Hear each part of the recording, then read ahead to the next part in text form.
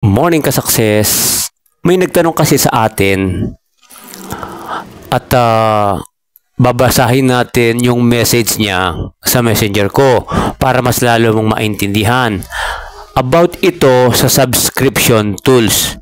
So, babasahin natin ang message niya para malaman mo rin at makita mo rin dyan sa account mo kung nakapag-setup ka na at nag-success yung pag-setup mo ng subscription tool. So, proceed na tayo sa next slide para makita mo na. Next slide tayo. Ayan guys, dito tayo sa Messenger. Kasi sabi ni Ma'am Tiffany, ayan, sabi niya, Idol, nagpa-setup ako sa anak nung subscription.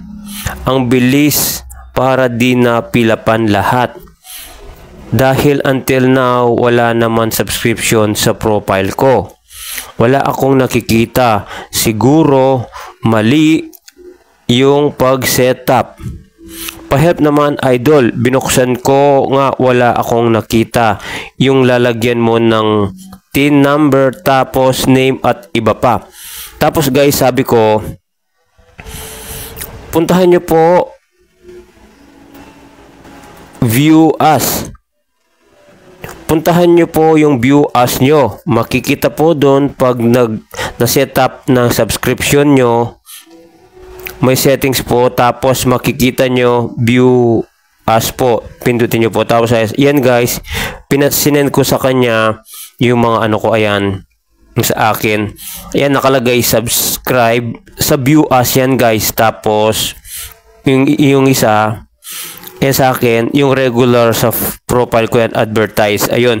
So, ipapakita ko na sa inyo kung paano makikita yung subscription na nakalagay sa profile nyo. Next slide tayo. Ayan. Punta tayo sa Facebook. Pindutin natin ang Facebook. Pagka-pindot mo yung Facebook, ayan guys, nasa Facebook na tayo, ini-scroll ko pataas, nakikita mo advertise. Hindi natin makikita dito yung subscription.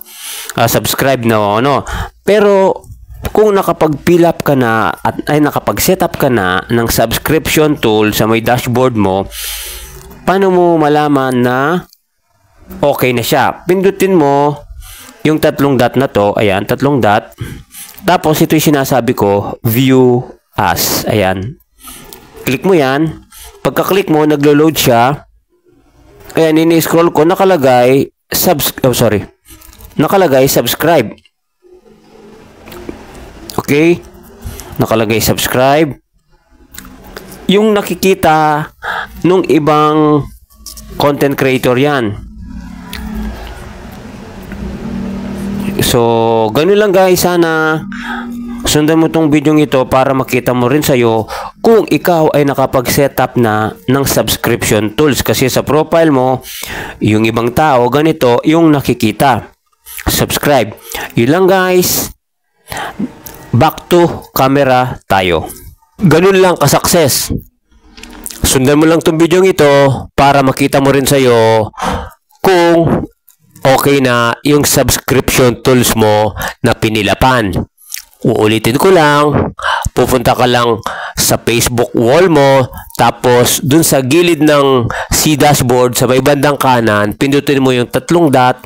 Pagkatapos nun, makikita mo yung View As.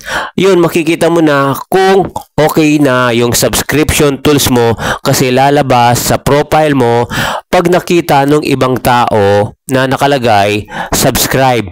So, ganun lang ka-success. Sana may natutunan ka sa video ito. Maraming salamat at kita-kita tayo sa susunod na video. Bye-bye and God bless po. Thank you.